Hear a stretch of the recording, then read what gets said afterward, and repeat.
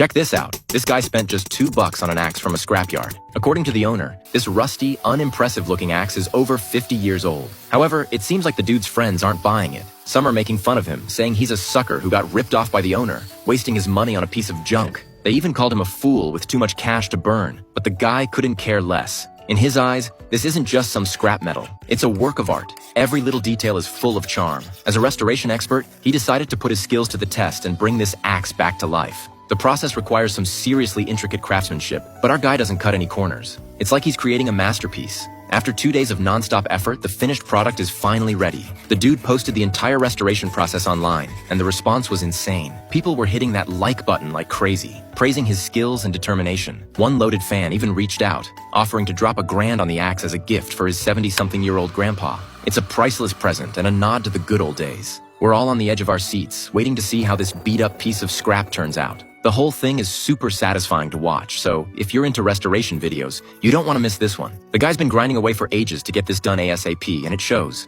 Anyone know what brand this is? Feel free to share in the comments. They say clicking the like button is a courtesy. Not clicking is just doing the bare minimum. If you've made it this far, you're not going to hold out on a like, right? Your support keeps these craftsmen going, and they're beyond grateful.